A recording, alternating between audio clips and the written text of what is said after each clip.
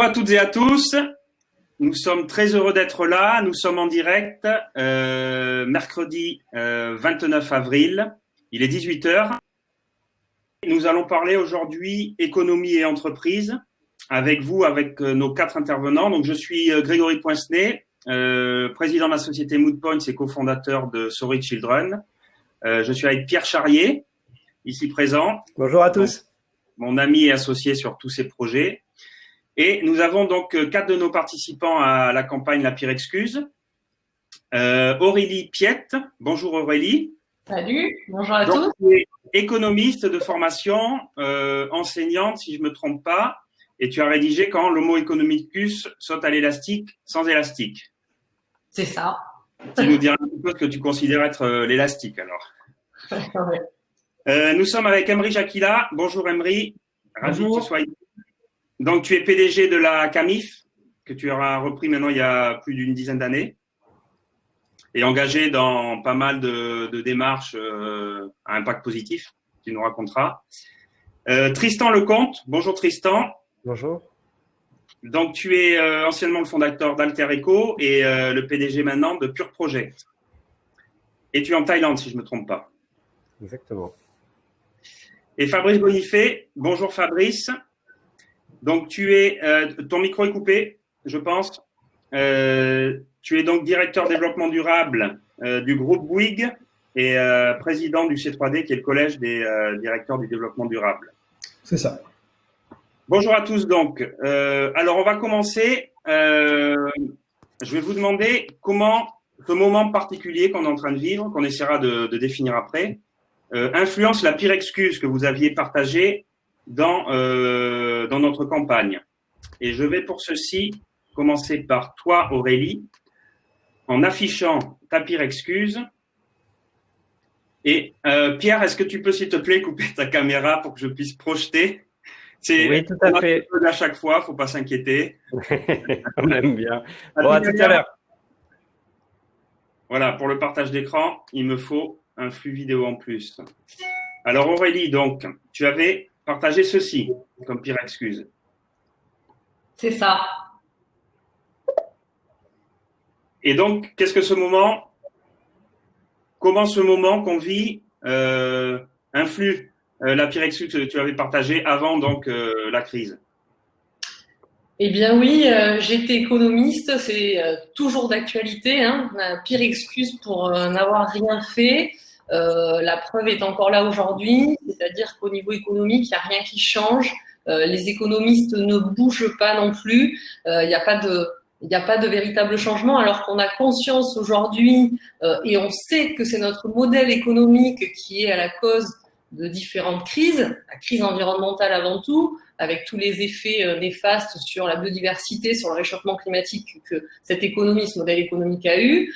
Aujourd'hui, on sait que c'est notre modèle aussi économique qui est à l'origine de cette crise sanitaire. Les scientifiques du climat nous avaient alerté aussi sur le risque d'épidémie lié à notre modèle économique et notamment à la déforestation. Donc, voilà, on voit qu'il n'y a pas de changement sur ce modèle-là. C'est, à mon avis, le Covid-19, c'est le symptôme justement d'un monde malade. C'est encore la preuve précisément que cette économie, que ce modèle est malade. Et pour moi, c'est l'opportunité, cette crise sanitaire que nous sommes en train de vivre, de changer de modèle, d'aller précisément vers un modèle économique plus respectueux des hommes, plus respectueux de l'environnement, mais des modèles économiques qui, selon moi, en plus de ça, existent déjà, des modèles économiques alternatifs à notre système capitaliste. Bon, je les citerai, on en parlera sans doute tout à l'heure, qui existent, qui sont aussi plus inspirants, qui sont plus créatifs, qui existent, qui sont déjà là et qui demandent qu'à vivre aujourd'hui et à se faire connaître. Et juste pour terminer là-dessus, vous dire que malheureusement, aujourd'hui, ça n'avance pas à ce niveau-là parce que on nous enseigne aussi pas autre chose à l'école que la croissance, que le PIB, que le système capitaliste dans lequel on est. que ça soit à partir du lycée, que ça soit à l'université, que ça soit dans les grandes écoles. Aujourd'hui, c'est un dogme que l'on subit. Les économistes ne connaissent pas autre chose. C'est ce qu'ils portent aussi, c'est ce qu'ils défendent à la fois quand ils travaillent dans des entreprises et à la fois lorsqu'ils conseillent les pouvoirs publics. On est prisonnier, si vous voulez, de cette vision-là. Donc aujourd'hui, pour moi, il est nécessaire et indispensable qu'il y ait une véritable remise en question de la part des économistes, mais que la discipline elle-même se remette complètement en question sur son moteur, sur le rôle qu'elle a à jouer pour que les choses changent et avancent. D'accord, c'est très clair. Merci beaucoup Aurélie. Emery, alors, tu nous avais partagé cette pire excuse, qui était à la fois drôle et très pertinente. Bah oui, j'avais Black Friday. Moi, quand j'ai relancé la Camif il y a 11 ans, on a fait le choix d'un modèle de consommation responsable et de production locale, puisqu'on prône, on travaille aujourd'hui avec une centaine de fabricants français dans l'équipement de la maison, et qu'on accompagne nos fabricants dans un mode de production plus responsable, plus local, plus durable, avec de la production plus circulaire, plus inclusive. Et on a fait un chemin qui a été assez long à la Camif, puisqu'on a inscrit notre mission en 2017 dans nos statuts pour être parmi les toutes premières entreprises à mission en France qui mettent les enjeux sociaux et environnementaux au même niveau que les enjeux économiques. Et convaincu qu'aujourd'hui, il y a une très grande part de responsabilité dans les entreprises, mais aussi que probablement l'entreprise est le plus puissant levier de transformation de la société qu'on ait à disposition, si tant est qu'on réaligne et qu'on redonne du sens à nos organisations, à nos projets, et qu'on utilise l'entreprise pour résoudre les grands enjeux de société qu'on a devant nous et qu'évoquait déjà l'économiste Aurélie, mais quand l'économie se soucie d'environnement et de social, ça donne une économie qui est durable, qui est soutenable et qui fait sens. Alors, en 2017, j'ai annoncé à mes actionnaires qu'on allait fermer le site de la Camif le jour du Black Friday, qui était pour moi le syndrome de l'hyperconsommation et juste d'un truc qui tourne pas rond, puisqu'on incite à débrancher le cerveau des gens ce jour-là pour qu'on achète n'importe quoi, même des choses dont on n'a pas besoin, parce que tout simplement c'est en promotion et que c'est une sorte de journée infernale qui n'est ni bonne pour notre porte-monnaie parce qu'on achète des produits dont on n'a pas besoin, ni bonne pour la planète parce qu'on achète des produits qui viennent de l'autre bout du monde sans se poser aucune question sur est-ce qu'on en a vraiment besoin, comment c'est fabriqué, par qui c'est fabriqué. Et je dirais que l'expérience collective qu'on vit depuis 7 semaines maintenant avec ce confinement est une expérience incroyable de déconsommation collective. Et donc, le boycott du Black Friday qu'on fait chaque année depuis 2017, j'ai l'impression de l'avoir vécu pendant 7 semaines avec la fermeture complète de magasins, avec aujourd'hui une expérience qu'on vit tous à notre niveau individuellement où on s'aperçoit qu'on peut consommer beaucoup moins et être tout aussi heureux. Et puis trouver des nouvelles façons de faire. Moi, je fais beaucoup plus la cuisine à la maison, on fait beaucoup plus de choses nous-mêmes. On prend plus attention aux autres. Je passe énormément de temps avec ma famille. Je pense que j'ai jamais autant appelé ma maman en visio. Elle a fêté ses 80 ans. Enfin, c'était formidable. Et je me dis qu'on peut retrouver une société heureuse qui consomme moins et qui, par contre, probablement va consommer mieux. Et c'est ce qu'on invite à faire quand on fait cette action très forte de boycott du Black Friday. On invite nos clients à prendre du recul par rapport à leur acte de consommation, à y réfléchir davantage, à découvrir les alternatives positives à faire soi-même, à consommer d'occasion, à consommer moins de produits parce qu'on n'a juste pas besoin. Et du coup, ça libère aussi du pouvoir d'achat pour consommer mieux et favoriser quand on veut acheter un bon lit pour bien dormir, un beau canapé ou une jolie table, faire attention à ce qu'on achète, à d'où ça vient, comment c'est fabriqué et utiliser notre pouvoir d'achat pour favoriser l'économie locale, faire moins de kilomètres au produit pour qu'il y ait moins d'impact sur les 11 tonnes d'émissions de CO2 qui sont liées à notre consommation à titre personnel de chaque Français transparent, on a la moitié qui sont liées à nos importations. Donc, juste en réduisant notre consommation et en relocalisant nos achats, on peut changer le monde. Alors, la signature de la CAMIF, c'est « Changeons le monde de l'intérieur ». Ça n'a jamais été aussi vrai que depuis le confinement. Super. Merci beaucoup, Emery. Fabrice, ta pire excuse, la voici. Donc, on l'a prise à Change Now sur un magnifique vélo. Oui, j'ai le même. Hein. C'était pas le mien, mais j'ai le même. Ouais. Un Brampton Bicycle. Les best in class du vélo urbain. Voilà. Oui, donc, en fait, on peut constater que cette crise du Covid-19, là, qui est dramatique pour ceux qui sont malades, mais il y a quand même pas mal d'effets collatéraux assez positifs, et notamment la réduction de la pollution urbaine, c'est tout à fait remarquable. Une ville sans bruit, sans pollution, sans stress, sans embouteillage. Et j'espère que ces constats que tous les urbains, il n'y a pas que les Parisiens, mais que tous les urbains peuvent constater du fait d'avoir moins de trafic, ça va inciter les maires à continuer de faire en sorte de rendre très très pénible la voiture en ville pour ceux qui n'en ont pas vraiment besoin, c'est-à-dire les 3/4 des gens, et la réserver pour ceux qui en ont vraiment besoin, parce qu'effectivement, il y a quand même une partie de la population qui en a besoin, mais pas la majorité. Donc, si ça peut nous apprendre ça, cette crise, ça sera déjà ça, mais je partage ce qui a été dit auparavant. En fait, en sortie de crise, on va avoir le droit à 2 mensonges.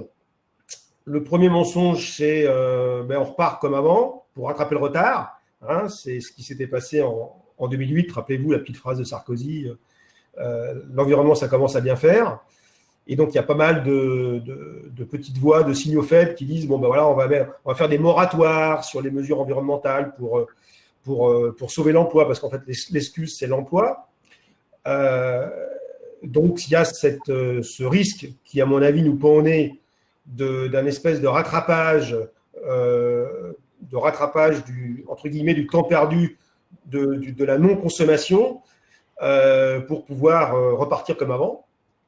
Ce serait dramatique, bien sûr, parce qu'on a déjà mangé notre joker en 2008. Si on le remange maintenant, alors qu'il faut qu'on divise par 2 nos émissions de gaz à effet de serre d'ici 2030, comme chacun sait, en France, mais aussi au niveau international, ce sera juste dramatique pour les générations futures, et la nôtre aussi d'ailleurs, avec l'emballement climatique qui nous pend au nez. Puis le deuxième mensonge, c'est la croissance verte. Alors là aussi, c'est exactement le même problème qu'avec la croissance grise.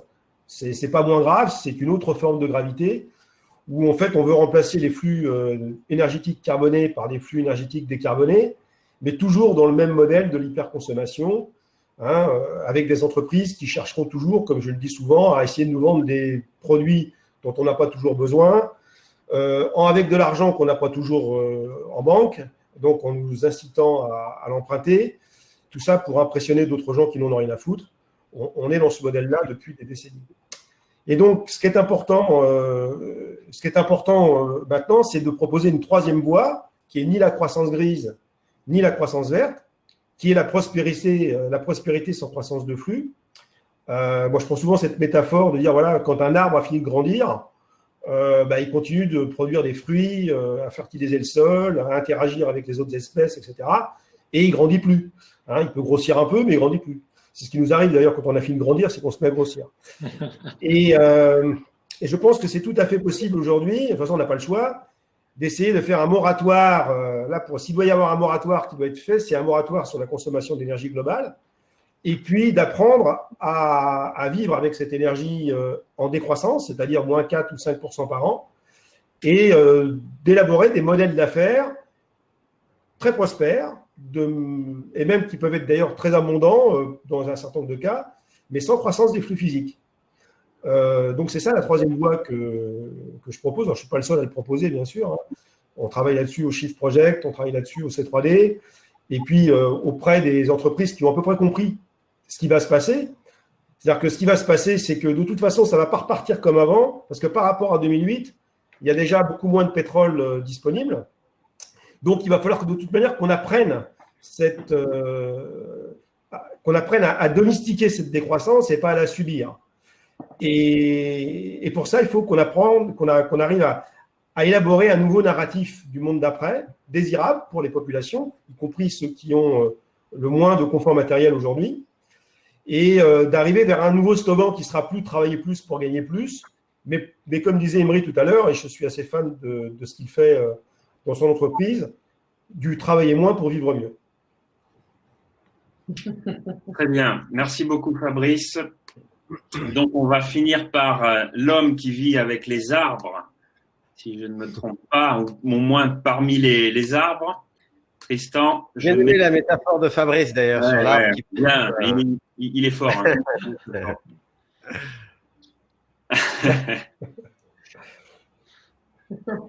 Oui, donc, eh bien, je crois d'autant plus à Donald Trump avec ce qui vient d'arriver, ce qui vient de se passer, évidemment.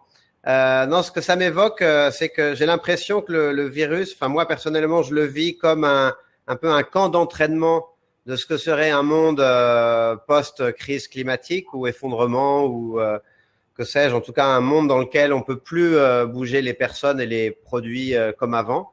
Et un monde dans lequel on doit réapprendre à vivre. Et ce que l'impression que j'ai, c'est que à la fois sur l'origine du virus, sur notre réaction ensuite et sur les perspectives, c'est l'effet du virus, c'est principalement un effet de polarisation, comme le fait Trump d'ailleurs, et il encourage cela, c'est-à-dire que avec l'élection de Trump, on a été quand même mis face à un choix, c'est-à-dire qu'on pouvait plus dire qu'on était plus ou moins pour le climat, mais qu'on faisait pas grand-chose. C'était soit je suis vraiment engagé, soit vraiment j'assume que j'en ai rien à faire. Et j'ai l'impression que par rapport au virus, donc l'origine a priori du virus, c'est un rapport déséquilibré à la nature, à la forêt ou aux animaux sauvages ou aux animaux en général, une surabondance de la présence humaine qui fait que on déterre tous ces virus qui vont nous attaquer. Et donc c'est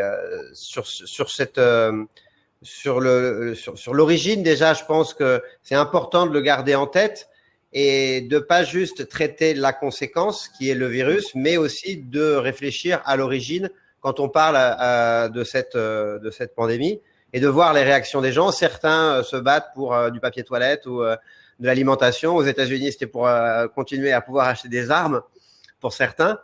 Et puis d'autres, une autre partie de la population, par contre, elle, c'est plus la solidarité, les beaux gestes, l'envie d'imaginer que justement c'est un appel ou une opportunité envoyée par la nature pour réfléchir, reconsidérer son rapport à soi-même, comme les autres intervenants l'ont dit, son rapport à soi-même, aux autres, dans sa famille, et puis par rapport à la société, et imaginer un monde nouveau. Et si ce virus, c'était finalement une chance envoyée par la nature de vraiment commencer à s'engager dès maintenant, alors que pour l'instant, on a toujours repoussé l'engagement, par exemple pour le climat, puisque c'est pas une menace qui est directe et immédiate sur nous et qui est pas forcément visible, alors que le virus, lui, l'est. Et on a vu que pour le virus, on pouvait prendre des mesures extrêmement drastiques. Alors du coup, pourquoi est-ce qu'on pourrait pas le faire pour le climat? Et on voit en effet qu'il y a du coup plein de chapelles qui se réveillent, les environnementalistes, les humanistes, tout le monde dit mais justement c'est l'occasion dans ce cas-là de traiter ce problème et ce problème et ce problème.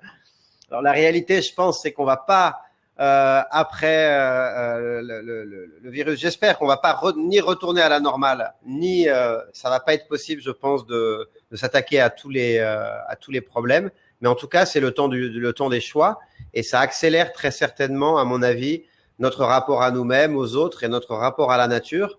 Ça nous questionne profondément.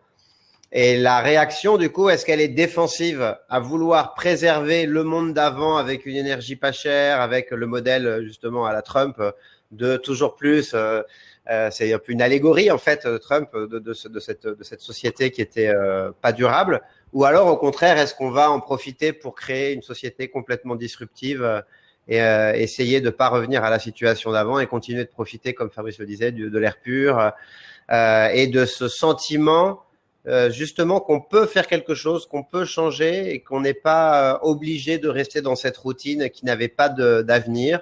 Et on savait qu'il fallait changer, donc pourquoi pas profiter de cet événement extraordinaire pour commencer à le faire et accélérer le changement. Ok, merci beaucoup Tristan. Donc, on va passer à l'échange. Du coup, là, pour vous, on est en train de vivre…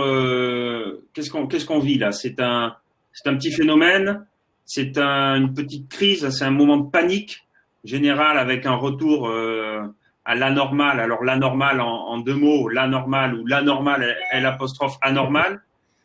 Ou est-ce que vous pensez que ça peut être, donc au niveau économie, au niveau des entreprises, ça peut vraiment être un déclencheur? Qui veut commencer si vous voulez rebondir sur ce que chacun a dit un petit peu? Je veux bien démarrer du coup. Pour moi, cette crise, je le redis un peu, c'est vraiment le symptôme d'un monde qui est malade. On a connu déjà la crise économique, on est en situation de crise sociale, crise environnementale et la crise sanitaire aujourd'hui. Et c'est vraiment pour moi, ça doit être l'opportunité d'être précisément un déclencheur pour autre chose. Et du coup, je voudrais rebondir sur ce que disait Fabrice et sur les propositions de modèles, finalement, vers quel modèle pourrions-nous aller? Alors, il y a cette troisième voie évoquée. Alors, je suis d'accord, pour moi, la solution, c'est pas la croissance verte, parce que avec la croissance verte, on reste dans une dynamique de croissance. Alors, certes, avec des énergies renouvelables, mais qui sont aussi polluantes, parce qu'il faut extraire de la terre rare pour ça. Et surtout, on est toujours dans une dynamique de productivisme. On est toujours dans une économie qui est extractrice malgré tout et qui est dégénérative, parce que ça reste de la croissance, c'est-à-dire produire toujours plus, produire toujours plus avec les conséquences et les impacts que ça a. Après, l'option de décroissance, je dirais, alors oui, si on reste dans un même paradigme, si on reste dans le paradigme du quantitatif, il faut envisager évidemment une décroissance. Mais par contre, si on change complètement de logiciel de pensée, qu'on change de paradigme et qu'on bascule de la quantité vers la qualité et qu'on raisonne uniquement d'un point de vue qualitatif, à ce moment-là, pour moi, on peut parler de croissance qualitative. Et je défends pour cette troisième voie, je pense qu'on se rejoint sans doute avec Fabrice, ou peut-être que je vais aller plus loin, je ne sais pas, à lui de me le dire, mais une économie régénérative, une économie locale et régénérative, c'est-à-dire une économie qui a un impact positif sur son environnement.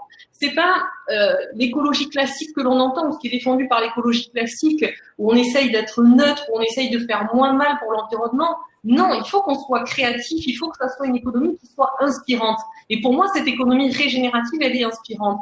On a un impact positif. Bien sûr, la finalité, c'est la prospérité, c'est le bien-être de tous, c'est le respect de l'environnement. Et l'argent et le profit n'est que finalement secondaire. Ça doit pas être une fin en soi, mais ça doit être un moyen. Et on doit aller vers cette économie régénérative à impact positif qui dépollue l'air, qui dépollue la terre, qui cherche pas à réduire le CO2 mais qui cherche à absorber le CO2.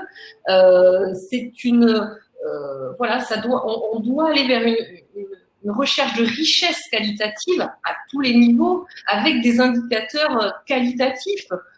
Et pourquoi pas, voilà, des indicateurs où, eh bien, l'entreprise, eh bien, on verrait quels efforts, on noterait les efforts qu'elle fait au niveau sanitaire, les efforts qu'elle fait pour améliorer la biodiversité, les efforts qu'elle fait pour améliorer la qualité de l'air. Voilà, c'est de ce registre-là, c'est de cette économie-là, moi, que j'ai envie de défendre et que j'ai envie de porter. Et il y a déjà des entreprises en plus qui sont vecteurs de ça. Je pense à l'entreprise Pocheco que vous connaissez, je pense, mais voilà, qui va plus loin que de créer des enveloppes. Quand elle crée des enveloppes, alors elle va faire en sorte que, eh bien, il y ait plus d'arbres replantés que ce qu'elle a pu utiliser pour fabriquer ces enveloppes. Elle va mettre un dépolluer, donc ça va les premières. Elle participe vraiment au bien commun, cette entreprise. Elle met comment ça s'appelle pour les abeilles, pas des, j'allais dire des niches à abeilles. Les ruches. Des ruches. Elle met en place des ruches, voilà, pour contribuer à améliorer la biodiversité aussi. Il y a des villes qui commencent à être dans une dynamique de régénérative. Alors elles ne le sont pas entièrement, mais qui commencent. Je pense juste pour finir là-dessus à Nanterre par exemple, qui plutôt que d'avoir une station d'épuration qui coûtait cher et qui va être dans l'économie grise justement, eh bien elle va mettre en place dans un parc des bassins aquatiques à l'intérieur desquels il y aura des plantes spécifiques qui précisément dépolluent par des bactéries au niveau des racines qui vont dépolluer l'eau, les eaux. Voilà, c'est dans cette dynamique-là, c'est cette économie-là que j'ai envie de porter et de défendre. Ça existe, ça fonctionne, il faut maintenant que ça se déploie. Messieurs, une réaction par rapport à ça? Moi, je voudrais dire un truc parce que je pense que quand même ce qu'on vit est une expérience collective totalement unique dans l'histoire de l'humanité. On n'a jamais été tous ensemble au même moment confinés chez nous. Et ça, c'est une expérience collective absolument unique. Il en sortira nécessairement quelque chose et je pense qu'on est tous acteurs pour qu'il en sorte quelque chose de positif. Hein, si les Chinois nous ont transmis le virus, ils nous ont aussi transmis cet idéogramme chinois du mot crise, c'est danger et opportunité. Et l'entrepreneur, il voit toujours l'opportunité. Et moi, je ressens que tous les signaux faibles qui étaient là avant la crise, ils vont devenir très forts au sortir de la crise. On a tous pris conscience que nos modes de consommation, nos modes de production, ils sont directement responsables des dérèglements climatiques, des problèmes de biodiversité. Tout le monde en a pris conscience. La plus grande difficulté, c'est qu'une fois qu'on a pris conscience, c'est de passer à l'acte. Et je crois que ce moment qu'on vit tous, c'est une sorte de moment de silence presque, duquel il va sortir quelque chose et il va naître quelque chose de très fort, de très puissant et un profond changement radical qui passera par des changements individuels. Et moi, je crois à la force de ces changements qu'on fait à titre individuel parce qu'ils vont imprimer des changements au niveau des organisations, un peu comme les fractales, hein, mais on va changer, tout le monde va changer, le monde va changer. J'en suis persuadé, moi c'est le côté positif que j'ai, hein, et je pense qu'il va falloir aussi qu'on accepte du coup que des champions ou des grosses entreprises d'avant disparaissent. Parce qu'on ne peut pas éternellement soutenir à coups de milliards des boîtes qui sont sur des modèles qui sont finis. On a aussi compris qu'on est arrivé au bout d'un modèle et que le monde doit se réinventer, que les entreprises doivent se réinventer et que pour ça, on a besoin de la force de tous. Et que l'entreprise est probablement ce lieu et sans doute le plus puissant levier de transformation de la société qu'on ait à disposition pour changer le monde. Et moi, j'ai toujours un chiffre que je ressors sur l'étude de Carbone 4 que je trouve absolument incroyable, qui dit que si tous les Français adoptaient les meilleurs éco-gestes, comme en ce moment, on arrête de prendre les voitures, on arrête de prendre l'avion, on mange moins, on mange moins de viande, etc. On n'a fait que 25% du chemin pour rester dans la trajectoire des 2 degrés. Ce qui veut dire que les 75 autres % du chemin, ils doivent être faits par les entreprises, par les collectivités. Et donc, ça nous met une pression considérable pour agir. Et aujourd'hui, on ne peut plus dire qu'on ne sait pas. C'est ce qui nous différencie de manière majeure. On sait. Et donc, à nous d'agir. Moi, j'ai créé également il y a 2 ans l'association de la communauté des entreprises à mission, parce qu'on est persuadé que c'est par l'entreprise qu'on peut changer, que toute entreprise, peut se doter d'une mission qui a un impact positif sur les enjeux sociaux, sur les enjeux environnementaux. Et ma conviction profonde, c'est que l'entreprise du 21e siècle, c'est-à-dire celle qui sera là encore après crise, dans 10 ans, celle qui sera la plus résiliente au sortir de la crise, c'est l'entreprise qui saura prouver son utilité pour la société sur des enjeux sociaux, sur des enjeux environnementaux, et qui saura clairement rendre des comptes et rendre au public son évaluation sur ces enjeux-là. Je vais reprendre mon cas de la CAMIF, mais à la CAMIF, on a pu mesurer que l'impact sur l'emploi en France, c'est pour un emploi à la CAMIF, on a 14 emplois en France. C'est énorme. Donc, tout achat à la CAMIF, il contribue, tous les 250 achats, on contribue à maintenir un emploi sur le territoire. Ça veut dire maintenir des PME sur le territoire. Ça veut dire maintenir des savoir-faire. Ça veut dire faire beaucoup moins de kilomètres au produit. Tout ça, ça a un impact qui est positif. Et donc, on peut tous agir pour rendre nos organisations plus positives. Et le deuxième point, et je le vois dans la communauté, il y a une vraie accélération maintenant de dirigeants qui n'étaient pas forcément convaincus qu'il fallait y aller ou qui trouvaient des vraies résistances au changement chez leurs actionnaires ou en interne, qui aujourd'hui, ils vont à fond parce qu'ils ont compris que s'ils veulent exister encore dans 10 ans, s'ils veulent recruter au sortir de la crise des jeunes qui sortent d'école, s'ils veulent recruter des clients, il faut que l'entreprise fasse du sens et qu'elle soit réellement engagée. Et ce levier de performance sociale et environnementale, demain, sera la clé pour continuer à faire du profit, donc pour continuer à exister. Et le deuxième chose que je voulais dire, c'est qu'il y a dans notre devise nationale liberté, égalité, fraternité. On a perdu la liberté parce qu'on n'est plus libre de nos mouvements, mais je trouve qu'on retrouve très fort la notion d'égalité parce qu'on est tous égaux face à cette crise et que ça nous appelle à beaucoup d'humilité. Et la notion de fraternité, moi, que je trouve très belle parce qu'on voit de la solidarité partout, qui naît partout et sur tout le territoire, dans toutes les organisations, quels que soient les niveaux. Et je trouve ça formidable, en fait. Merci, Amri. Fabrice, le temps ? Oui, je partage vraiment l'essentiel de ce qui a été dit, mais je vais le dire autrement. Sur le triptyque liberté, égalité, fraternité, moi je préférerais enlever fraternité. Hein. C'est trop macho, fraternité. Je mettrais solidarité. Hein. Mais est-ce qu'on va tirer les enseignements de cette crise ? La certitude de se tromper n'a jamais empêché les gens de faire des pronostics. Hein.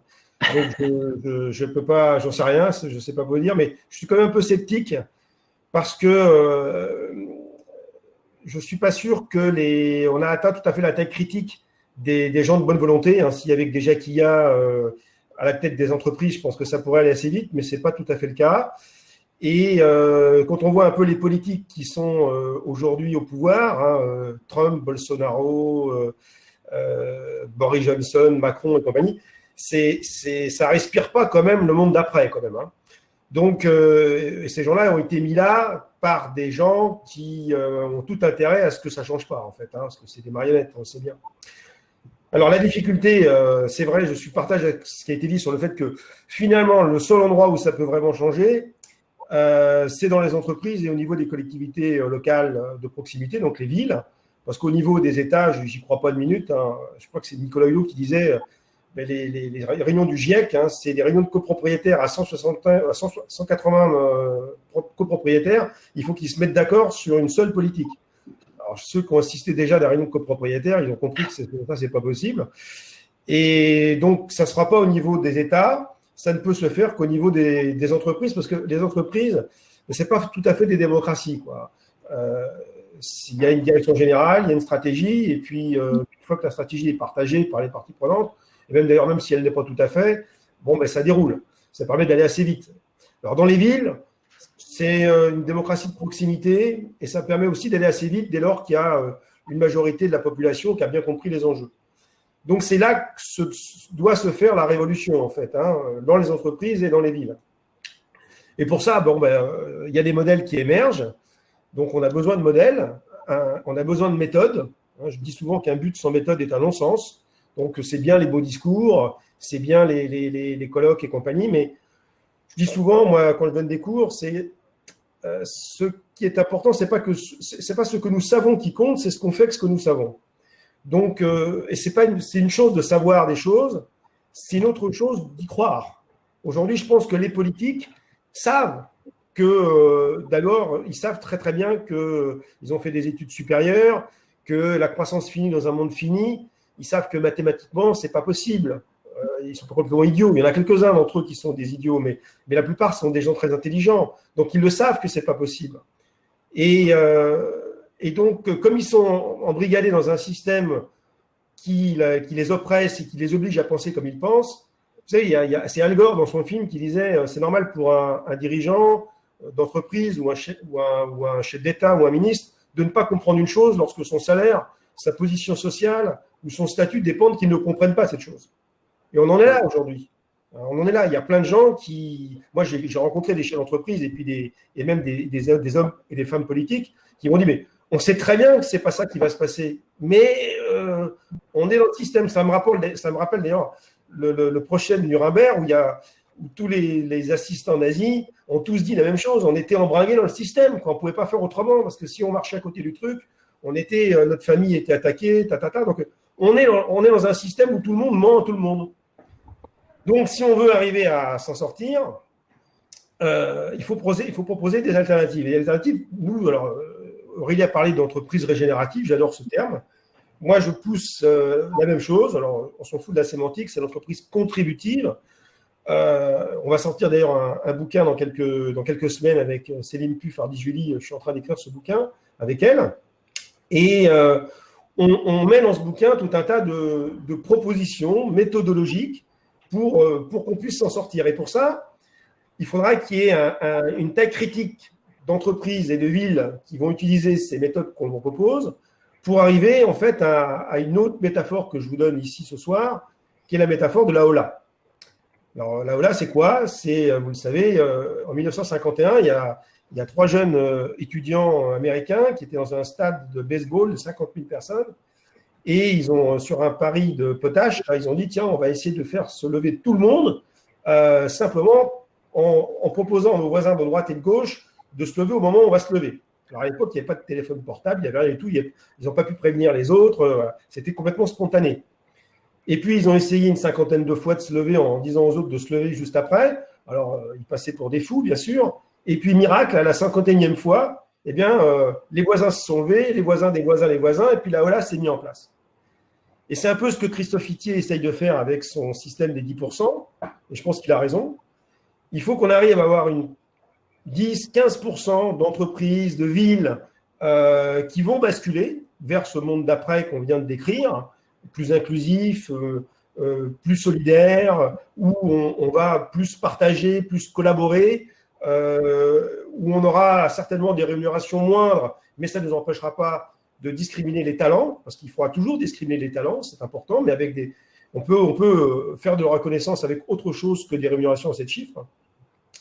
Et donc, il faut arriver à cette taille critique pour pouvoir véritablement, en France et dans tous les pays, faire démarrer la Hola, parce que en fait, l'homme est un singe, et par mimétisme, rapidement, si on voit que ça marche, si une ville voit que ça marche, eh bien, une autre ville pourra copier. Alors aujourd'hui, il n'y a pas suffisamment d'exemples. On a Los Angeles en France, il y a Güssing en Autriche, il y a Fujisawa au Japon, ça. Mais il y a 40 villes qui fonctionnent à peu près normalement, enfin, comme elles devraient toutes fonctionner. Mais les autres ne sont même pas au courant que ça existe. Et puis, ces pionniers passent pour des fous. Et vous savez, quand on est pionnier dans un domaine, au début, on est raillé, on est critiqué, et puis après, ça finit par s'imposer comme une évidence. Mais aujourd'hui, on est encore loin de l'évidence. Et puis, des camifs, il y en a très, très peu en France. Ce monsieur Jacquin, il faut le sanctuariser. Non, je n'ai pas besoin d'être sanctuarisé, je te remercie, Fabrice. Mais par contre, je te rejoins. En 2017, on était tout seul à fermer le site pour le jour du Black Friday. Et moi, ma grande fierté, c'était que l'année dernière, il y a eu 1000 sites e-commerce ils n'ont pas été jusqu'à fermer, mais ils n'ont pas fait de Black Friday. Ils ont boycotté Black Friday. Donc, tu vois, je pense que, voilà, le petit battement d'aile, là, à un moment donné, le colibri, là, il joue son rôle. Ouais, comme colibri, tu fais ta part. C'est ça. Je suis d'accord. Donc, ce qui est le plus frustrant, finalement, dans ce qui est en train de se passer, là, aujourd'hui, au niveau mondial, c'est que c'est pas comme si on n'avait pas de solution. Moi, c'est ça qui me fait le plus de peine, en fait. Parce que, à part l'aviation civile, effectivement, où ça va être très compliqué de la faire repartir avec du jus de betterave, il n'y a pas de solution technologie vraiment prête aujourd'hui. Dans tous les autres secteurs, sans exception, l'agriculture, le bâtiment, le transport hors aviation civile, le textile, on peut faire autrement. Et donc, c'est le seul espoir qui me reste, en fait. C'est que s'il n'y avait pas de solution, ce serait vraiment très, très, très stressant. Mais il y a des solutions. Donc maintenant, ce qu'il faut, c'est faire émerger ces solutions par cercles concentriques, parce que de vouloir tout changer en masse, comme le GIEC essaie de le faire depuis 25 sessions, ça ne marche pas, on n'y arrivera jamais. Donc, comme on ne pourra pas le faire au niveau macro, il faut le faire au niveau micro, au niveau des entreprises, au niveau des villes. Et puis cette contagion, on a bien vu qu'un virus qui est très contagieux peut aller très très vite. Eh bien, la contagion de la vertu, ça peut aller aussi très très vite, à condition d'en avoir vraiment envie et d'avoir des leaders inspirants. Merci Fabrice. Tristan, je ne vois plus ta vidéo, mais tu es encore là, je suppose. Je suis là, oui. Est-ce que vous m'entendez? Oui. D'accord. Ben, je partage tout ce qu'ont dit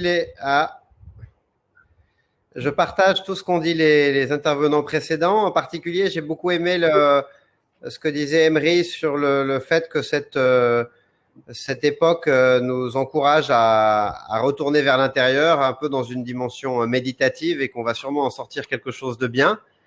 Sur l'égalité face au virus, par contre, je partage pas complètement, parce que j'ai l'impression que en fait les personnes les plus pauvres sont beaucoup plus touchées que les personnes qui sont plus aisées, alors que c'est les personnes peut-être plus aisées qui étaient clairement à l'origine de la transmission avec les voyages. Donc il y a une forme d'inégalité, et on retrouve un peu le même genre d'inégalité dans le dérèglement climatique, où en fait ce sont les pays riches qui en sont responsables, mais les pays pauvres qui en sont les pays tropicaux en particulier, qui en sont les premières victimes et les moins bien équipés, alors qu'ils en sont les moins responsables.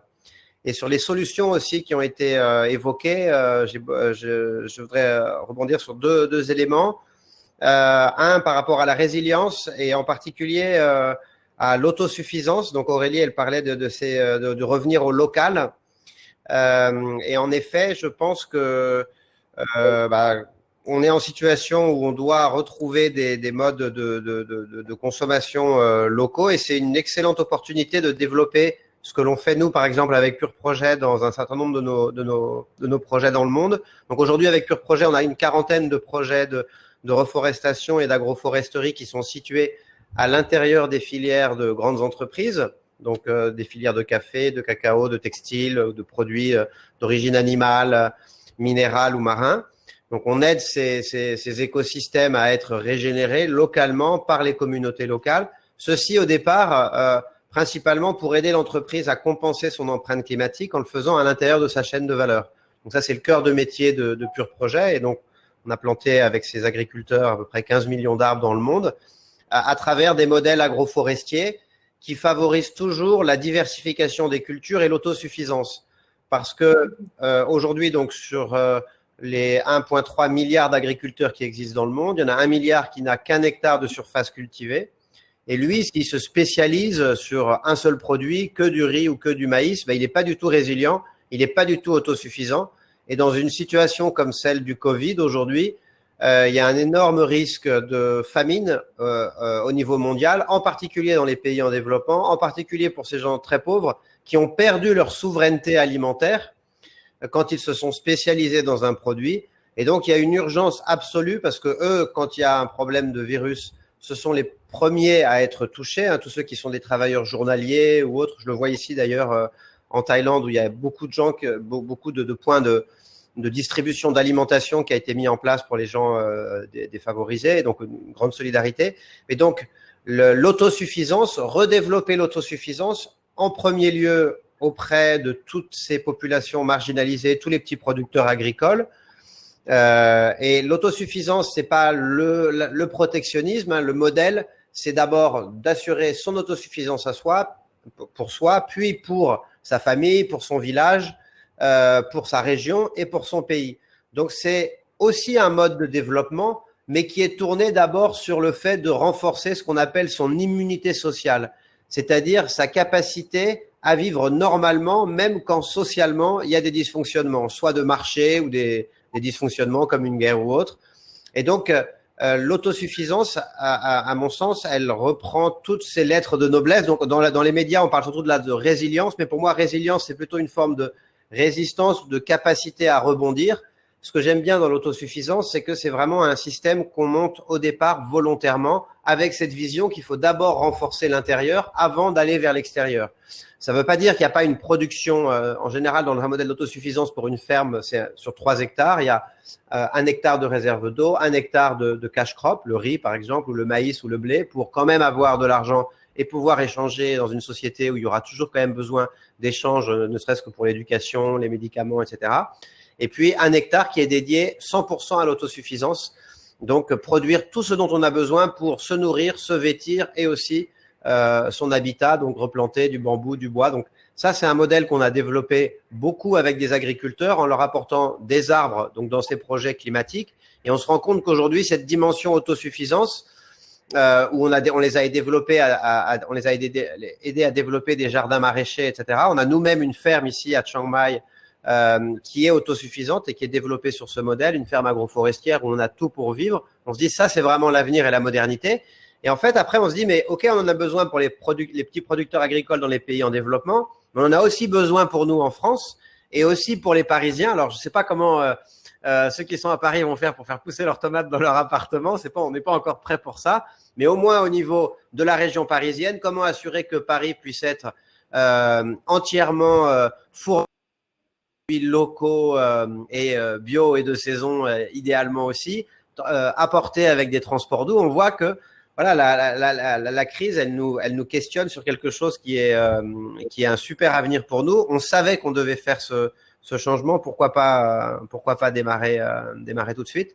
Donc ça, la question de l'autosuffisance, pour moi, elle va revenir très fortement. Et dans notre accompagnement aux entreprises, d'ailleurs, on a déjà travaillé dans certains cas sur des relocalisations de filières. Dans certains cas, on plante les arbres dans des filières existantes pour les améliorer, pour les rendre plus résilientes. Mais dans certains cas, déjà, pour des grandes entreprises, on les a aidés à identifier comment on peut produire en France et comment est-ce qu'on peut relancer la production en France pour avoir une empreinte carbone qui soit plus faible, une meilleure valorisation du produit aussi et un système beaucoup plus résilient et autosuffisant qu'aujourd'hui. On se rend compte que ce système dans lequel on vit, il était complètement… c'est un colosse au pied d'argile. Je crois que c'est la définition de Mao du capitalisme, c'est le tigre en papier. Ben là, on voit qu'en effet, le modèle dans lequel on vit, c'est un tigre en papier. Donc, comment est-ce qu'on va changer ce modèle pour en faire un modèle bien résilient avec des bases fortes comme les bases de l'autosuffisance? Merci Tristan. Je voulais juste parler un petit peu de l'actionnariat parce que toute cette évolution dont l'entreprise a besoin, qui va vers des modèles beaucoup plus légers, beaucoup plus de régénération, de décroissance ou de découplage au moins de l'activité, j'ai l'impression que dans la majorité des entreprises, ça se heurte au retour sur investissement qu'attendent les actionnaires de l'entreprise. Et au final, Fabrice, tu disais, c'est pas du tout démocratique une entreprise, mais bien évidemment, si le plan stratégique de transformation de la direction ne convient pas aux actionnaires, la direction saute. Donc, au final, aujourd'hui, tel que c'est structuré, c'est une entreprise est quand même faite, et je mets de côté les modèles coopératifs, l'ESS, mais l'entreprise classique, la SAS classique, elle est faite uniquement pour générer du profit, et pour générer du profit, il faut générer un maximum d'externalités négatives. Et c'est bien le problème. Donc, comment on arrive à coupler ça? Est-ce que c'est envisageable à un moment donné que certains actionnaires conventionnels, on va dire, se disent, bon, on se donne 5 ans où on va pas générer plus de profit que l'année d'avant? Et ça, je pense que c'est une question de fond, c'est-à-dire, quand on parle de croissance tout le temps, ça veut dire que chaque entreprise doit faire plus de croissance, donc gagner plus d'argent sur des modèles qui détruisent. Donc, Fabrice, notamment, toi qui es dans un groupe Bouygues, avec des actionnaires, c'est quoi ton discours là? Est-ce que tu es entendu? Est-ce qu'on te prend pour un utopiste? Et également avec vos modèles économiques différents, hein, je pense. Emery, c'est un modèle coopératif, si je me trompe pas, la CAMIF. Non, c'était une coopérative, mais quand on l'a relancée, on est reparti de zéro et on est aujourd'hui une société à mission. Mais je répondrai à ta question sur les actionnaires, mais je vais laisser Fabrice d'abord. Ouais, il me semble que c'est le nerf de la guerre un petit peu, et je voudrais qu'on l'aborde, si vous voulez bien. Alors, bon, pour Bouygues, en tout cas, c'est un peu particulier, parce qu'il y a une société avec un actionnariat majoritaire familial. Mais il y a quand même un gros flottant qui vient de partout. Hein. Et ça, c'est vraiment le problème de la financiarisation de l'économie et ces verrouilles qui sont demandés par les fonds de pension, par les analystes.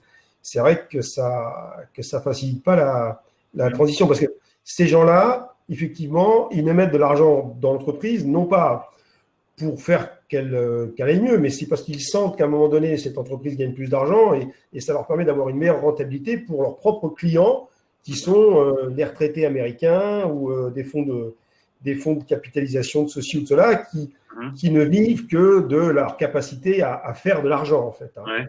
Et donc, il y a une grosse pression qui sont données sur les conseils d'administration sur ce sujet. Donc, il est clair que cette règle du jeu, il faut absolument la modifier. Et on la modifiera par la régulation. C'est possible de la modifier par la régulation. Et il y a plusieurs façons de la modifier. Premièrement, les entreprises doivent se doter d'une nouvelle raison d'être. C'est indispensable. Oui. Et cette raison d'être, c'est répondre à 2 questions. C'est pas compliqué. Hein. C'est qu'est-ce qui manquerait à l'humanité si mon entreprise n'existait pas. Donc, s'il n'y a pas quelque chose de singulier, s'il n'y a pas quelque chose d'original, il faut que l'entreprise se pose la question à quoi elle sert réellement. Et puis surtout, une deuxième question, qu'est-ce qui irait mieux si mon entreprise n'existait pas? Et ça renvoie dans la figure de l'entreprise toutes les externalités négatives qu'elle produit et qu'elle génère, et que si elle continue de générer, de toute façon, il ne pourra pas y avoir de profit ou de prospérité dans un océan de misère. Donc, cette définition de la raison d'être, il faut très rapidement que les entreprises se questionnent là-dessus. Et puis ensuite, je vois que Sylvie en parle, mais c'est mon dada en ce moment depuis quelques mois, c'est enfin de s'attaquer aux nerfs de la guerre, de la finance, c'est-à-dire mettre en place des nouveaux systèmes pour compter la valeur. C'est la comptabilité du triple capital. Il y a 2 écoles françaises d'ailleurs qui sont assez complémentaires, même si elles ne sont pas tout à fait d'accord entre elles. Mais peu importe la sémantique, peu importe les écoles, mais c'est d'arriver à faire comprendre dans les boîtes que c'est trop facile d'utiliser à l'actif les matières premières et l'énergie, surtout les ressources d'ailleurs, et de rien mettre au passif, et donc de ne rien provisionner sur soit la préservation, soit la reconstitution des réserves qui sont absolument nécessaires à l'entreprise, parce que l'entreprise, c'est ni plus ni moins que des matières premières transformées par de l'énergie, des convertisseurs qui s'appellent des moteurs, un peu d'intelligence humaine quand même. Voilà, c'est ça en fait le business. Et donc, s'il y a moins d'énergie, s'il y a moins de matières premières, il y aura forcément, dans le modèle actuel, moins de business.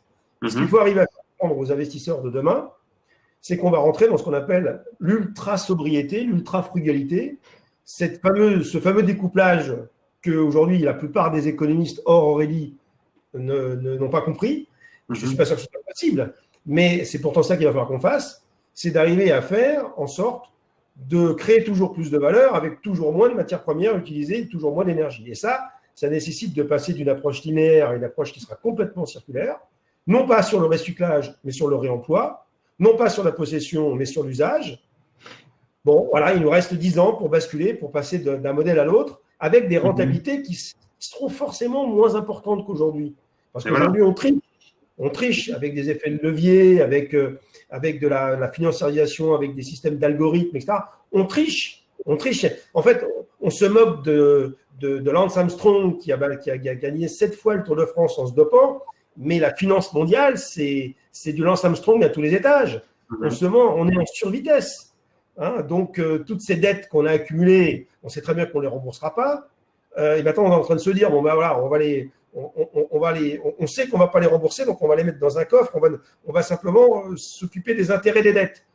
Mais au bout d'un moment, même les intérêts seront irremboursables. Donc, on est bien sur un système qui n'est pas durable pour le coup.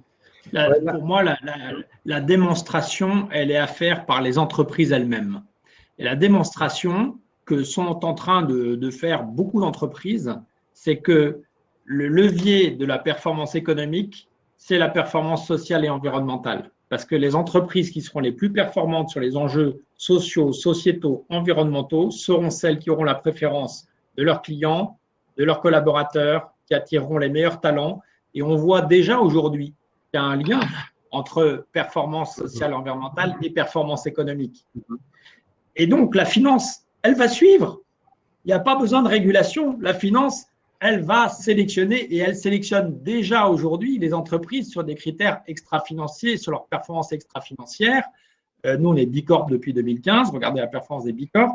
Regardez poser la question. Je pense que si les actionnaires de Bayer avaient appelé mon fils Pierre, qui est dans la chambre à côté en train de faire ses cours, là, qui a 16 ans, en lui disant « Est-ce qu'il faut racheter Monsanto ?», Pierre aurait rigolé.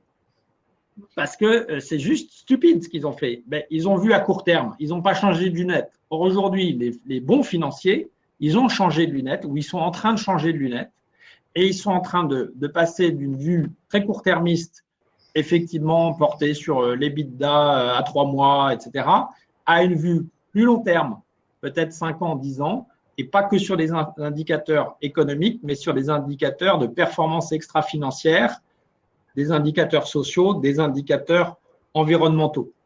Et donc, le sujet, c'est, et on le voit, nous, on a dans la communauté des entreprises à mission, on a créé un MOOC sur l'entreprise à mission, parce que j'aimais bien ce que disait Fabrice, il faut parfois des modèles, et avec la loi Pacte en France, et avec la raison d'être et la société à mission, on a un modèle qui permet de revisiter le sens de l'entreprise, qui permet de donner de s'auto-définir des engagements concrets qui auront une contribution positive pour la société, qui permet aussi de faire évoluer sa gouvernance pour intégrer davantage de parties prenantes et pour évaluer sa mission. Et ce MOOC, il n'est que rempli de témoignages de dirigeants qui disent, en mettant l'enjeu social, environnemental en numéro 1, je crée de la performance. Regardez ce qu'a fait la Maïf pendant la crise. Voilà, ils ont rendu 100 millions d'euros à leurs clients parce qu'ils avaient moins de sinistres et moins d'accidents de voiture. Bon, bah, on a entendu parler de la Maïf pendant 3 semaines. Si ça, c'est pas un lien direct entre prise de conscience que je dois être utile à la société et que je dois porter de l'attention sincère à mes clients, et du coup, bah, je rends de la monnaie et donc je perds, à court terme, je perds de l'argent, sauf qu'en fait, ils vont en gagner parce qu'ils vont gagner des clients qui vont dire, moi, je quitte mon assureur qui ne me fait pas ça et je vais aller voir à la Maïf. Et donc, ça, c'est une conviction profonde que j'ai, c'est que qui a la clé de ça? C'est nous. C'est nous, les consommateurs. On peut faire le choix, à chaque fois qu'on sort notre carte bleue, de privilégier une entreprise qui est engagée, privilégier une entreprise qui a un impact positif, qui soutient l'économie locale, qui fait faire… Et donc, il y aura, à partir du moment où il y a une prise de conscience qu'il y a un lien entre performance sociale, environnementale et performance économique, ça va aller très vite, beaucoup plus vite que ce qu'on pense. Et pour moi, je suis très optimiste. Par contre, moi, j'ai un point d'inquiétude, c'est que là, en ce moment, on parle de plan de relance, etc., avec ces 20 milliards. Il n'y a aucune condition, ni sociale, ni environnementale, qui sont, et ça, c'est scandaleux. Et pour le coup, moi, j'interpelle Bruno Le Maire qui disait il y a quelque temps à Bercy, oui, bah, moi, toutes les entreprises qui sont soutenues par l'État, elles doivent avoir une raison d'être et elles deviendront sociétés à mission. Bah, moi, j'aimerais bien qu'on fasse la même chose sur les entreprises qui touchent 500 millions pour qu'on leur dise, OK, vous touchez 500 millions, mais il faut qu'il y ait une contribution positive sur les enjeux sociaux en France et environnementaux, sinon vous touchez rien du tout, ou vous rembourserez et avec des intérêts l'argent public. Donc moi je crois que, et ça il y a beaucoup d'initiatives, moi je fais partie d'un autre collectif qui s'appelle Nous sommes demain, il y a le MOVE, il y a les Bicorp, il y a tout ça, où on dit il faut absolument qu'on assortisse l'argent massif qui va devoir être investi pour relancer la machine, pour que cette relance elle serve l'économie locale et l'économie durable et qu'elle accélère cette transformation nécessaire des entreprises. Ça, c'est un enjeu majeur. Oui, pour dire sur ce qui avait été dit auparavant, en particulier, Aurélie parlait d'agriculture régénérative et c'est exactement ce qu'on fait avec Pure Projet. Et ce qu'on voit, c'est que il faut pas opposer justement le développement durable ou l'investissement dans l'agriculture régénérative ou dans ces solutions toujours forcément comme un investissement qui va rapporter moins, surtout quand on prend en compte l'ensemble des dimensions et l'ensemble des impacts qui sont générés. Et chez Pure Projet, on a un outil qu'on appelle le monétiseur qui permet de monétiser les impacts générés par les arbres qui sont plantés. Un arbre, pour le planter et le suivre sur 40 ans, c'est la moyenne en général pour les projets carbone, ça coûte entre 3 et 5 euros, on va dire 3 euros. Et ensuite, on a calculé à travers une revue scientifique qui passe en revue plus de 1200 études sur les bénéfices de l'arbre sur son écosystème. On a calculé qu'il génère chaque année, chaque arbre, jusqu'à 20 euros par arbre et par an de services écosystémiques. Dedans, on a du carbone, la séquestration carbone, c'est la raison pour laquelle en général on a vendu cet arbre, mais la séquestration carbone, c'est que 50 centimes en général. Et il y a beaucoup plus de bénéfices sur la biodiversité, sur l'eau, sur les sols, sur les revenus des agriculteurs, une dimension culturelle éventuellement aussi dans certains pays, paysagers. On a listé plus de 100 services de l'arbre. Et donc on dit l'arbre, en fait, c'est le meilleur investissement qui existe sur Terre. Je ne sais pas si vous avez déjà planté des arbres d'ailleurs, mais je vous invite à le faire. Il n'y a rien de plus simple et il n'y a pas quelque chose qui apporte autant de retours, à la fois du bois, des fruits, des revenus financiers éventuellement, mais surtout une énorme satisfaction à voir l'arbre pousser pour un tout petit geste. Hein, ça prend 5 à 10 minutes de planter un arbre et c'est un excellent exemple du fait que s'engager pour l'environnement et tout ce dont on parle là, c'est pas forcément, je dis pas qu'il faut que ça soit la motivation, il faut pas le faire pour l'argent à court terme parce qu'en effet, en général, dans notre secteur, c'est pas à court terme qu'on récupère de l'argent, mais par contre, c'est la meilleure manière d'investir et de créer un maximum de richesse, une richesse vraiment durable pour l'avenir des générations futures aussi. Et donc, c'est en ça que c'est pas je m'engage pour l'environnement, le développement durable et du coup, je vais gagner moins d'argent. Non, je vais en gagner beaucoup plus pour moi et pour ma communauté et pour la nature, mais ça va pas être visible tout de suite. Ça va être un investissement. Il va falloir réfléchir un peu plus. Il va falloir prendre des risques et changer la manière de faire. Et en fait, on n'aime pas changer. Et je crois qu'on dit il faut 21 jours pour quelqu'un pour perdre des mauvaises habitudes. Donc, je pense que là, on a eu nos 21 jours. Est-ce que c'est le moment de vérité pour savoir est-ce que le confinement aurait été suffisant pour changer ça? Aurélie, est-ce que tu veux le mot de la fin de la discussion avant qu'on prenne les questions des gens? Non, c'était juste pour revenir sur l'aspect financier, effectivement. Alors déjà, c'est un vrai plaisir de vous écouter. Je partage tout ce que vous dites. Ça, c'est une bonne bouffée d'oxygène, tout ça. Les chiffres, oui, de la finance solidaire augmentent de plus en plus. Les investisseurs s'orientent vers évidemment des investissements qui redonnent du sens, quoi, vers des projets environnementaux, sociétaux. Alors, je ne veux plus dire de bêtises, je ne sais pas si on a une croissance de 35%. Enfin voilà, les chiffres sont assez éloquents, il me semble, en termes de finances solidaires. Pour moi, la clé, alors, dans le monde idéal, pour qu'on arrive à basculer vers ces nouveaux modèles-là, évidemment, ça serait bien que ça vienne de tout en haut, sauf qu'on connaît la difficulté, puis c'est généralement tout en haut, ils sont toujours décalés avec en bas, ils sont beaucoup moins innovants, et puis ils n'ont aucun intérêt, à mon avis, ceux qui sont au pouvoir aujourd'hui, à ce que les choses, elles changent. Donc, je crois que ça viendra pas d'en haut, ça viendra du bas. Je parle pas de haut là, comme Fabrice, mais par contre, ça va rejoindre son idée. Je crois beaucoup en l'effet domino, et je crois que chacun a son rôle à jouer. Donc, il y a les citoyens, évidemment, par leur mode de consommation, par leur mode de vie, même par leurs actions engagées, que ça soit dans les pétitions, que ça soit dans les... Je crois beaucoup aussi aux mouvements sociaux parce que les vrais changements culturels sont passés par des mouvements sociaux. Donc, les citoyens ont un vrai rôle, un vrai engagement à jouer. Évidemment, mais évidemment, à 200%, les entreprises, c'est un énorme levier de transformation de la société, de par leur capacité de financement, de par leur capacité à communiquer, de par leur rayonnement, hein, d'un point de vue plus global. Elles ont cette capacité à transformer la société. Les territoires aussi, comme vous l'avez évoqué, les territoires en transition se sont déjà engagés après le changement de évidemment du politique, et si le politique tout en haut au niveau du gouvernement devrait insuffler des changements, ça serait de changer d'indicateur, qu'on bascule déjà, ça pourrait être simple, et certains pays l'ont fait, comme la Nouvelle-Zélande ou la Finlande, on pourrait déjà initier ça, changer d'indicateur, que ça soit plus le PIB, mais les indicateurs qualitatifs dont je parlais tout à l'heure, et aussi prêter, et là c'est l'occasion rêvée, je veux dire, aujourd'hui, on vient financer, on vient aider les entreprises et on ne le fait pas, enfin, on demande pas de conditions à ça. Il faut absolument qu'il y ait des conditions environnementales, des conditions pour développer cette économie régénérative locale dont on parle. Voilà, je ne vais pas être plus longue s'il y a des questions, Grégory. Oui, il y a pas mal de questions. Alors, je vais inviter Pierre à revenir sur la scène et moi, je vais m'éclipser et je vous retrouve tout à l'heure.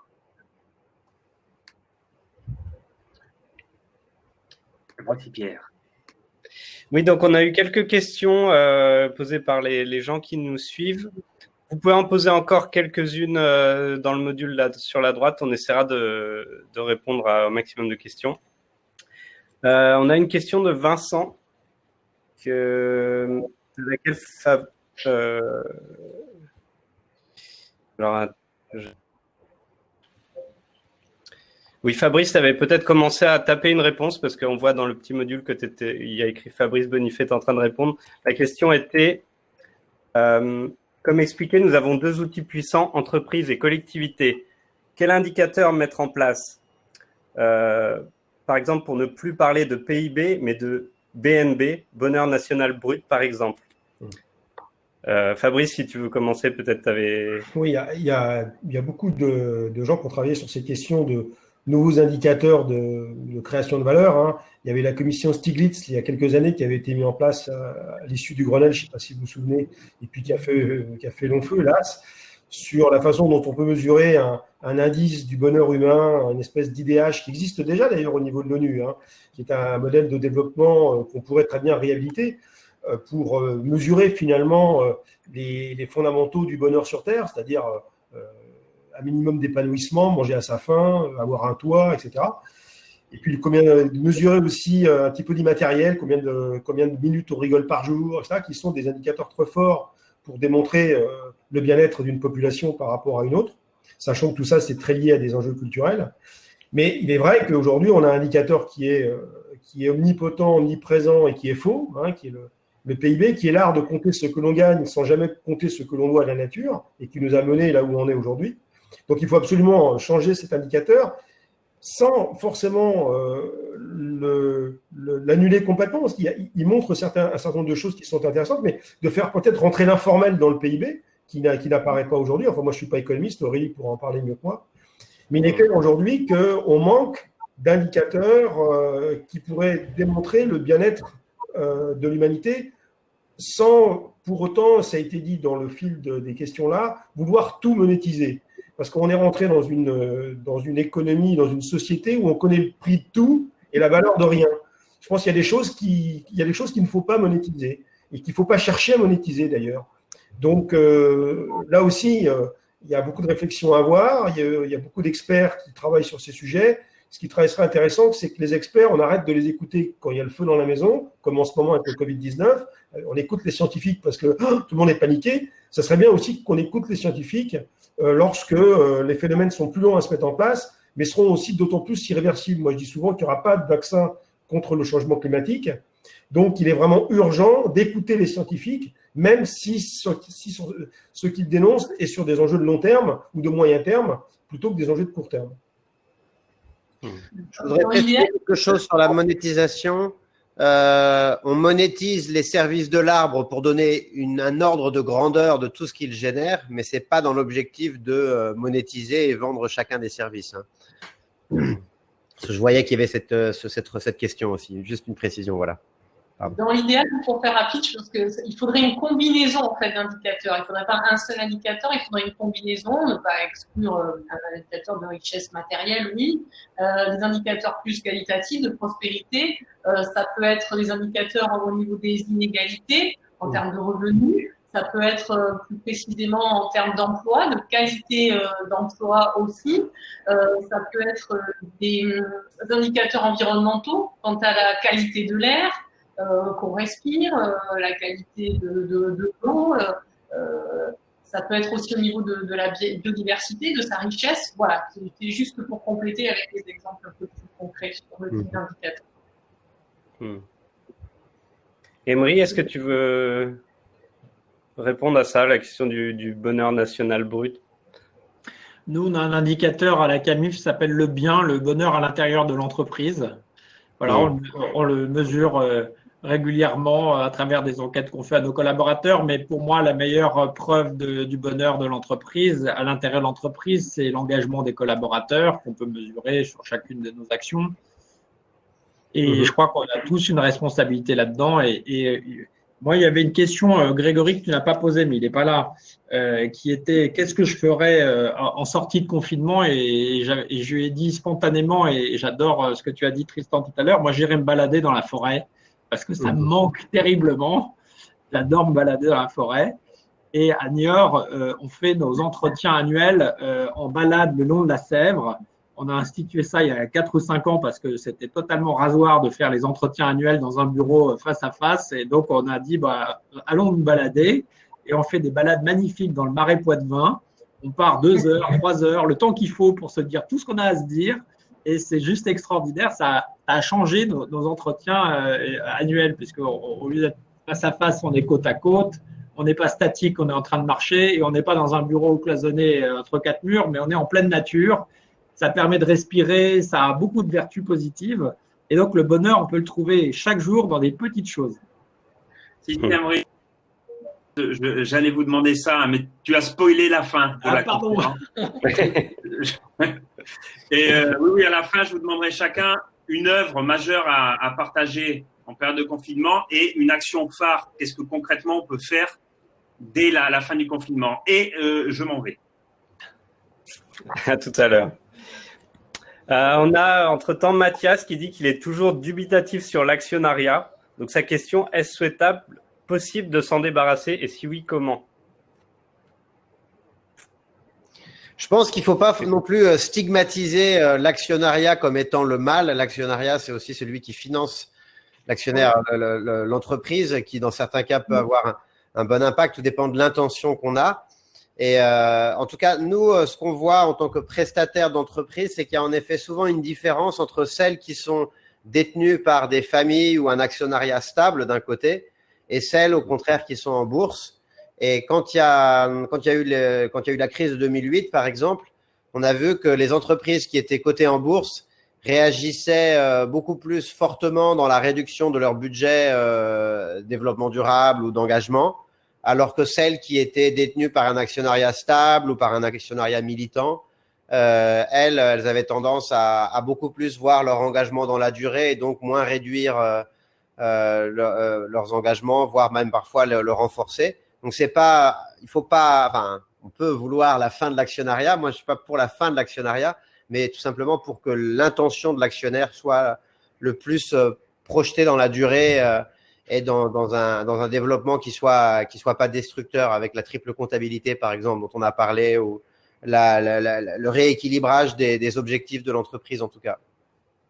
Moi, je rajouterais un point, c'est qu'on ne peut pas considérer une seule catégorie d'actionnaires. Pour moi, il n'y a absolument rien à voir entre l'actionnaire individuel qui démarre sa boîte, qui met tout son patrimoine en jeu, ou l'actionnaire familial ou l'actionnaire qui reste 10 ans dans la boîte, même si c'est un fonds d'investissement, et les spéculateurs qui sont là un quart de seconde dans le capital de l'entreprise, parce qu'elle est cotée en bourse et que c'est même pas une personne physique, c'est un ordinateur. Pour moi, ça s'appelle pas un actionnaire, ça. Ça s'appelle un spéculateur. Et donc, est-ce qu'on peut se débarrasser des spéculateurs? Bien sûr, on n'est pas obligé d'être en bourse. Et je crois que quand l'entrepreneur ou le dirigeant a besoin de capitaux, il doit être vigilant et attentif à qui il fait rentrer dans l'entreprise. Et donc, nous, par exemple, moi, j'ai mes besoins de fonds pour développer la CAMIF. Et j'ai mis, en 2012, je pensais que le Made in France, les choix qu'on avait fait sur le local, le durable, ça parlerait aux investisseurs. On a fait un tour, on a essayé de trouver des fonds. On a rencontré plein de monde. Et puis, en fait, on s'est dit non, ça va pas être avec eux qu'on a envie de faire. Ils nous disaient tous, vous n'êtes pas encore rentable. Alors, nous, on avait fait le choix de tout localiser à Niort. Le centre de relations clients est à Niort, etc. Et j'avais beau leur dire, vous savez, si je mettais le centre de relations clients à Madagascar, on serait rentable. Alors, ils disaient tous, bah, faites-le. Alors, je dis, bah, merci, au revoir, parce que c'est pas le projet de l'entreprise. Et puis, j'ai mis un peu plus de temps. On a mis presque 24 mois pour trouver le bon investisseur. Parce que quand on fait rentrer un fonds d'investissement ou des actionnaires dans le projet d'entreprise, c'est comme un mariage. Il faut bien choisir son conjoint. Bah, là, on a fait rentrer un fonds d'impact qui s'appelle Citizen Capital, qui est un des tout premiers fonds d'impact en France et qui nous a beaucoup accompagnés dans notre démarche d'impact. Il a, avec nous, fait progresser la CAMIF sur ce chemin d'entreprise à mission. Et ça a été très structurant pour nous. Donc, oui, on peut se débarrasser des spéculateurs et oui, on peut choisir les bons actionnaires. Et non, il ne faut pas stigmatiser l'actionnaire. Il est indispensable. Si on n'a pas des gens qui prennent des risques, parce qu'être actionnaire, c'est juste prendre un risque. Mettre de l'argent dans une entreprise, c'est prendre le risque qu'elle fonctionne ou pas.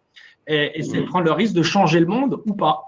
Et donc, on a besoin des actionnaires, on a besoin de la finance, mais pas de n'importe laquelle. Vous avez très bien répondu, moi, je trouve. Oui.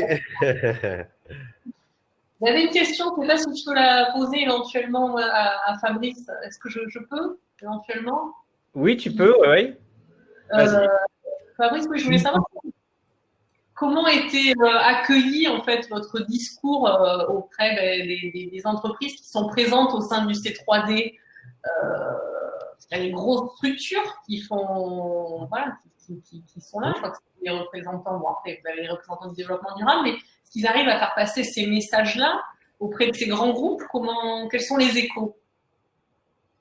Bon, il y a de tout au C3D. Hein, il y a 164 membres aujourd'hui. On a des entreprises qui sont un peu pionnières sur ces thématiques. Hein, les Schneider Electric, les Danone, un peu Bouygues quand même. Je pense qu'on a quand même quelques faits d'armes qui plaident dans notre faveur sur ce sujet. Et puis on a un ventre mou où, comment dire, les entreprises sont perturbées par tout ce qui est en train de se passer, mettent en place des plans d'action, mais n'ont pas complètement basculé. Mais en tout cas, ces entreprises-là sont quand même assez proches de basculer et je suis très confiant. Puis après, il y a un pourcentage que je ne peux pas évaluer exactement de quelques cyniques encore. Il y en a qui sont uniquement sur la compliance, c'est-à-dire, voilà, on respecte la loi et on ne fait pas plus que ce que la loi demande. Et puis, pourquoi en faire plus? Parce que de toute façon, on est conforme. Voilà. Donc, quand je suis entré au C3D il y a 12 ans, 13 ans, il n'y avait que ces entreprises-là. Hein. C'était que la compliance. D'ailleurs, on appelait ça la RSE dans le temps. Hein. Et c'est une évolution, en fait, réellement. Il y a des prises de ben là, je peux vous garantir que depuis, alors juste avant le Covid, hein, ça faisait 2-3 ans que je sentais vraiment qu'au niveau des conseils d'administration, au niveau de la direction générale, de grandes entreprises, il était en train de se passer quelque chose. Alors, est-ce qu'elles vont ressortir renforcées dans leurs convictions après le Covid que ce qui s'était passé, enfin ce qu'il y avait avant? Ça, je ne peux pas vous le dire encore, c'est beaucoup trop tôt. Mais je sentais que depuis, je vous dis, 2 ans, 24 mois, il est en train de se passer quelque chose. Et notamment vis-à-vis de la finance, on en parlait tout à l'heure. Moi, j'accompagne ma directrice des relations investisseurs depuis plusieurs années dans les roadshows investisseurs analystes. Et pendant des années, on avait 0 question sur le changement de modèle économique. On nous demandait sur la RSE, bon, est-ce que vous comptez vos déchets, la parité homme-femme, tout ça, bon, des trucs importants. Mais enfin bon, sur les modèles économiques, rien. Depuis 2 ans, dans les roadshows, la première question, c'est comment vous êtes en train de décarboner votre portefeuille de solutions, à quelle vitesse, est-ce que vous êtes compatible par rapport à la trajectoire 1,5 degré de l'accord de Paris? Comment vous l'expliquez? Et ça, c'est l'extrême qui nous pose cette question, ce n'est pas les ISR. Hein. Comment vous l'expliquez du coup cette prise de conscience et ce changement, ça viendrait de quoi selon vous? À mon avis, tant que le changement climatique, ça ne se voyait pas, tout le monde s'en foutait. Les canicules, les incendies, les phénomènes météo exceptionnels, les problèmes de rendement agricole, etc. Aujourd'hui, je pense qu'il y a une prise de conscience parce que les gens commencent à avoir peur, tout simplement. Et il y a une pression sociétale énorme. Il y a Greta Thunberg, qui est une sainte parmi les saintes, et qui a fait beaucoup pour la prise de conscience. Donc c'est cette somme de causes, en fait, qui font que les choses sont en train de changer. Voilà. Aujourd'hui, ça se voit. Avant, ça ne se voyait pas. C'est encourageant. Oui. Alors, c'est encore une goutte dans l'océan, hein, je pense. À l'échelle, par exemple, de nos enjeux, nous, on a planté 10 millions d'arbres en 10 ans et il y a en fait 10 millions d'arbres qui sont plantés chaque jour. Et ça, c'est sur la question des forêts, mais si on prend les océans, c'est encore pire. Et en fait, par rapport aux enjeux de ce que vivent les écosystèmes et l'empreinte globale des entreprises et on regarde ça, l'engagement pour l'instant, il est quasi nul. Il y a quelques entreprises, celles qui ont un lien avec le public, en fait, elles ont un intérêt à s'engager, mais les entreprises B2B, à mon avis, sont encore très très loin. Et dans un grand nombre de pays, c'est pas du tout encore la priorité. Donc c'est vrai qu'en France, en Europe, on va dire, et dans les pays, dans une moindre mesure aussi aux États-Unis, les entreprises qui sont visibles commencent à s'engager significativement, comprennent que c'est l'avenir et qu'il faut faire une mutation, une transformation. Mais à l'échelle de l'ensemble des entreprises mondiales, c'est rien du tout, j'ai l'impression, non? Non, mais tu as raison, hein, mais ça ne veut pas dire que, voilà, moi je suis un pessimiste plus. Hein.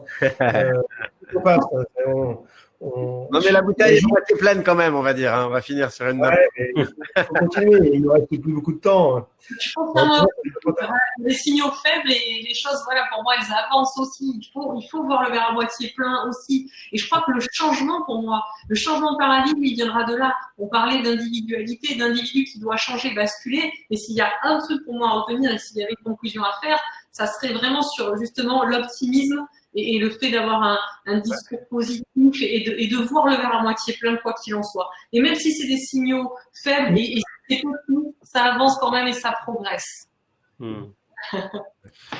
Alors, vous avez en partie répondu à une question que posait Laetitia, comment changer les mentalités de ceux qui sont les décideurs, qui ne sont pas forcément convaincus par les approches de changement de modèle. Et elle donne un exemple, quand on lit le courrier du président du MEDEF au ministère de l'écologie, on peut douter de leur appétence au changement. Ouais.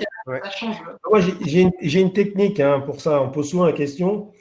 Je discute jamais avec des gens qui sont cyniques ou sceptiques sur les questions dont on vient de parler là pendant près d'une heure. Ça sert à rien.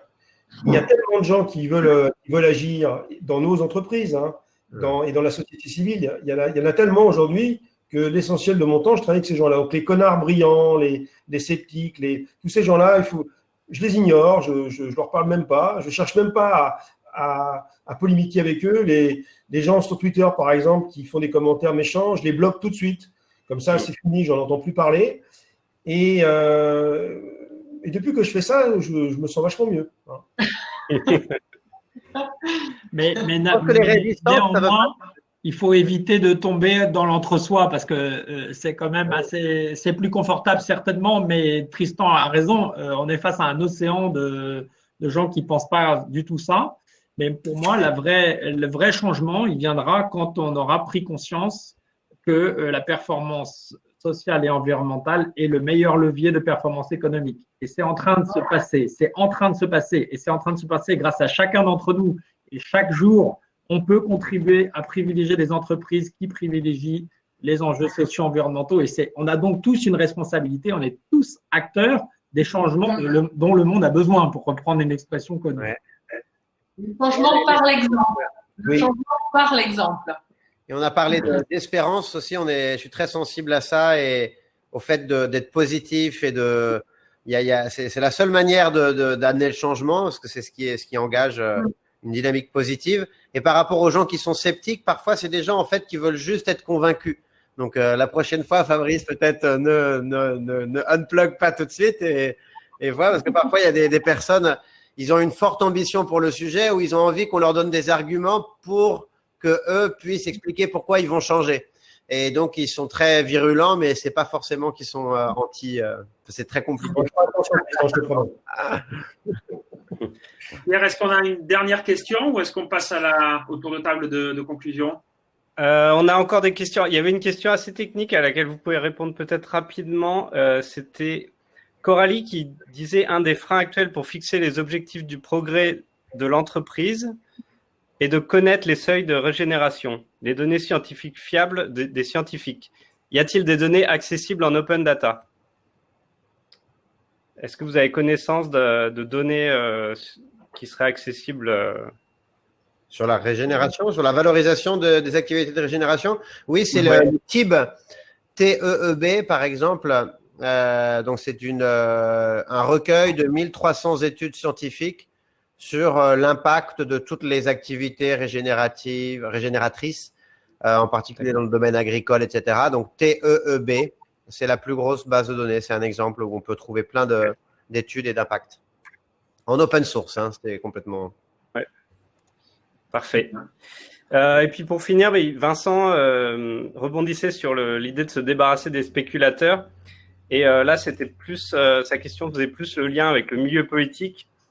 En résumé, il demandait si ça paraissait possible de ralentir la finance avec des lois qui permettraient globalement de ralentir le monde et favoriser l'engagement sur le long terme. Est-ce que c'est quelque chose qui vous semble envisageable? La taxe carbone, chef. Il faut une taxe carbone. Ça marche bien, ça. Et il faudrait qu'elle soit mondiale pour que ça marche mieux. Mais au moins européenne, c'était bien parti. Hein. Dommage que ça a été mal géré par le gouvernement et l'histoire des gilets jaunes, etc. Mais il faut mettre le carbone à 150, 200 euros la tonne le plus vite possible, ce qui rendra tout un tas de trucs rentables qui ne le sont pas aujourd'hui, ou plus rapidement rentables, plus exactement. Donc, non, il y a plein d'économistes qui ont pensé à ces sujets et ils arrivent toujours à la même conclusion. Si on veut voir disparaître quelque chose, un effet indésirable, il faut que cet effet indésirable coûte plus cher que la solution alternative que l'on veut faire apparaître. Donc, il faut diminuer le coût du travail drastiquement, parce que ça, on veut le voir réapparaître, notamment si on a plus de métiers manuels dans le futur, ce qui sera le cas, notamment dans l'agriculture et dans le bâtiment, et taxer la pollution plus fortement. Aujourd'hui, c'est pas normal qu'on paye si peu cher les énergies fossiles. C'est un scandale. Et surtout que l'Europe importe 450 milliards d'euros tous les ans d'énergie fossile. On est complètement dépendant des pays producteurs, bon, à part la Norvège et un petit peu encore l'Angleterre, mais qui sont sur des réserves qui sont déjà en train de fléchir. Donc, si l'Europe veut garder on parlait tout à l'heure d'autosuffisance, l'autosuffisance, elle se fait à tous les niveaux, hein, au niveau local, individuel, des villes, mais aussi au niveau du continent. Et je pense que l'Europe aurait tout à gagner à taxer très très fortement le carbone parce que nous n'avons pas d'énergie fossile en réserve. Donc, ça, c'est une erreur stratégique majeure de la Commission européenne et puis des pays européens. C'est dramatique d'avoir aussi peu de conscience et de visibilité sur ce qui va se passer dans quelques années avec la déplétion des ressources. Donc, c'est dommage qu'on réagisse toujours dans l'urgence et qu'on ne sache pas anticiper. On l'a bien vu avec l'histoire du Covid-19. À chaque fois qu'on réagit dans l'urgence, eh bien, on fait des bêtises. Moi, je rajouterais à quelque chose peut-être un peu inverse, mais je pense qu'on peut aussi réduire le prix des produits vertueux, fabriqués localement. Nous, on a en 2017 lancé un plaidoyer pour une TVA responsable, une TVA sur l'économie circulaire réduite, parce qu'on trouve que c'est juste aberrant de taxer de la même manière un produit qui vient de très loin, qui respecte aucune de nos normes sociales ni environnementales, alors qu'en France, on a des producteurs français qui maintiennent des savoir-faire et des emplois sur les territoires, qui sont inscrits dans des démarches d'éco-conception, qui maintiennent des pièces détachées en stock pendant 10 ans, et même l'acte même de réparer. Ça n'a aucun sens de retaxer à 20% une réparation, alors qu'aujourd'hui, il a déjà été taxé. Et donc, nous, on pense que c'est par des mesures plus incitatives d'une TVA réduite sur l'économie circulaire qu'on peut accélérer des comportements plus vertueux et rendre plus accessibles des produits qui sont fabriqués plus localement, qui sont plus chers aujourd'hui, parce que le coût du travail, parce que les normes sociales et environnementales qu'il ne faut absolument pas baisser, contrairement à ce que dit le MEDEF, et peut-être du coup financer cette mesure par une taxe à l'importation.